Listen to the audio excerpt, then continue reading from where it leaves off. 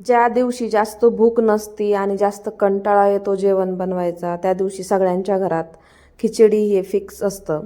तर माझंही तसंच झालं. आज खूप कंटाळा आला होता आणि तेलकट काहीच खायची इच्छा नव्हती कारण तब्येत खूप खराब होती. हॅलो, नमस्ते, श्री स्वामी समर्थ सगळ्यांना. मी स्वाती पवार आपल्या यूट्यूब चॅनलवरती आणि नवीन एका व्हिडिओमध्ये तुमचं खूप मनापासून स्वागत करते.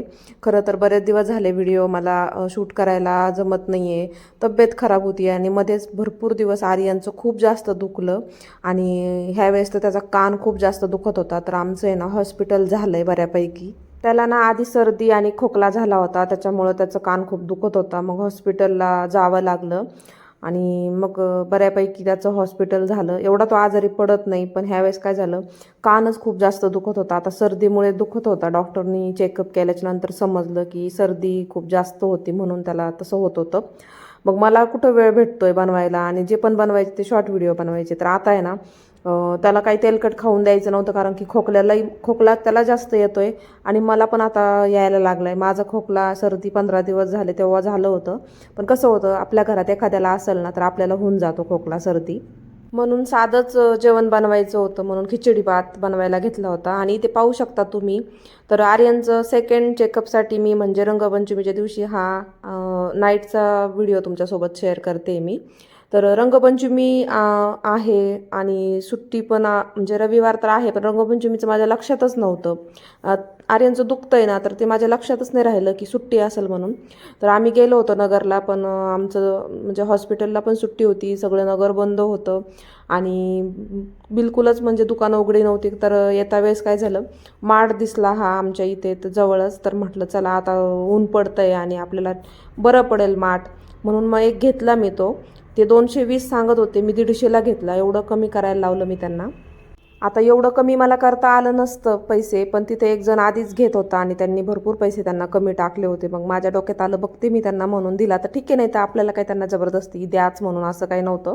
पण दिलं त्यांना जेवढं परवडलं मग त्यांनी दिलं. तर मी पाणी पिऊन बघितलं कारण की 4 नाही 5 तास झाले होते पाणी टाकलेले आणि एवढं थंड पाणी झालं होतं ना तर मला राहवलंच नाही. म्हटलं चला थोडंसं काय होणार टेस्ट करून बघूया. तो खूप जास्त झालं होतं आणि त्यांनी आधी सांगितलं पण होतं की जर तुम्ही रात्री टाकलं तर उद्यापर्यंत खूप जास्त गार होणार, म्हणून तुम्ही हाच मटका घ्या, हाच माठ घ्या, तुम्ही तो काळ्या कलरचा घेऊ नका असं सांगितलं होतं. मग मी त्यांच्यावर विश्वास ठेवूनच तो घेऊन आले. आर्यन माझे व्हिडिओ पाहत होता त्याच्या टॅबवरती, तर तो बोलला की बरेच दिवस झाले तू काही व्हिडिओ टाकले नाही, शॉर्ट व्हिडिओ एखादा अर्धा टाकते आणि लॉंग नाही का टाकतच नाही असं म्हणत होता.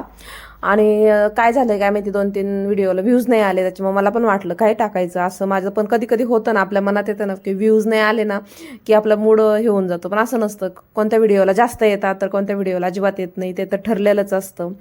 तर आपल्याला डेली टाकायचं हे तर मी विसरूनच गेले होते. तर 2 आठवडे झाले मी अजिबातच लक्ष दिलं नाही व्हिडिओकडे. तर मग ज्यावेळेस मी रात्री आर्यनचा माझा तसा विषय झाला ना की तू काहीच बनवत नाही काहीच नाही, मग म्हटलं चला आता मी हे बनवते त्याबद्दल थोडंसं बोलूया. आणि खिचडी बनवता बनवता आपला एक व्हिडिओ पण होऊन जातोय. जास्त काही नाही, पण रात्रीचं रुटीन हेच होतं की एवढंच थोडंसं बनवायचं होतं आणि मग नंतर जेवण करायचं होतं. मग म्हटलं चला तेवढं शेअर करूया आणि थोडंसं बोलता पण येईल नाही का, म्हणून मी असं म्हटलं चला करूया. तर त्याला पण वाटलं की चल हां झाली आहे सुरुवात, पण मला उद्यापासून तू रोज टाकत जा मम्मा व्हिडिओ असं बोलला. म्हटलं ठीक आहे चल रोज टाकत जाईन.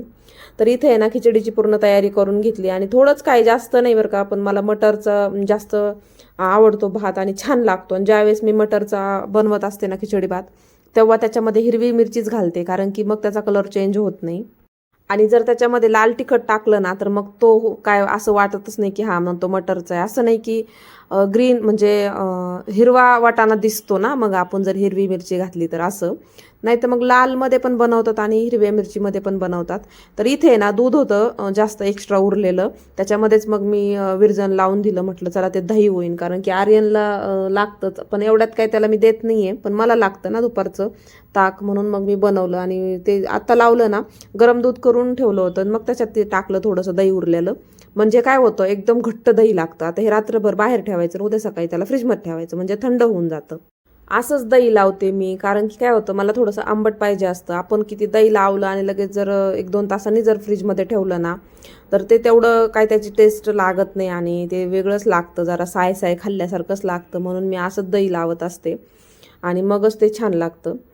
तर आता तुम्हाला प्रश्न पडला असेल की मध्ये काहीतरी बोलली होती वर्कआउटचं वगैरे, तर हो, ते काय बंद नाही आहे, ते चालूच आहे.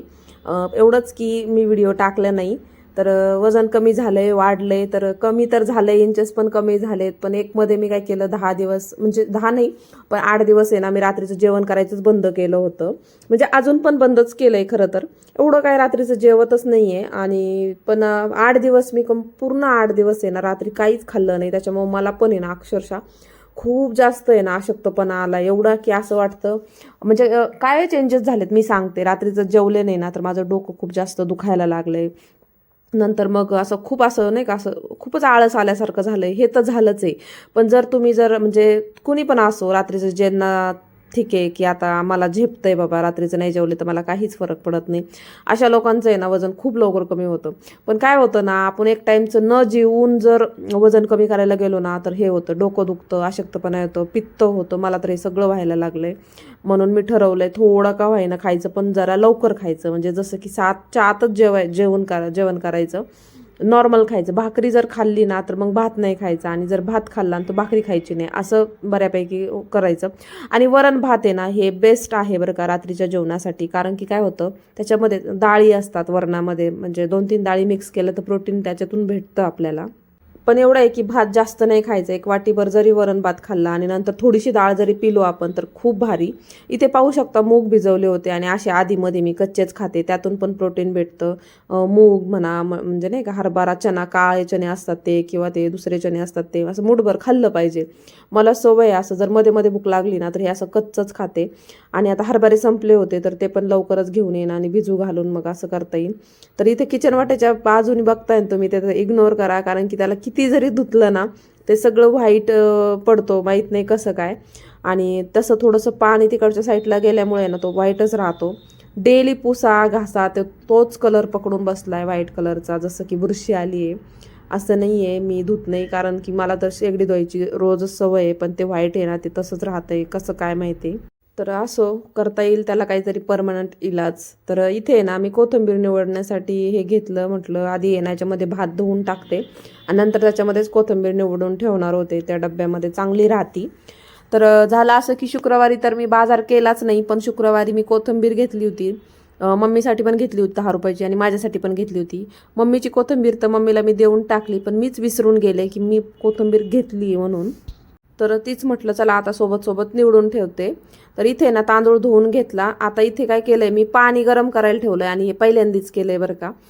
म्हणजे आधी काय करते, जेव्हा मी फोडणीला सगळं भात करताना जेव्हा फोडणीला आपण जे वाटाणे म्हणा किंवा मसाला म्हणा ते परतून घेतो, आणि त्याच्यानंतर त्याच्यामध्ये मी पाणी टाकत असते, गरम पाणी, आणि नंतर तांदूळ टाकत असते.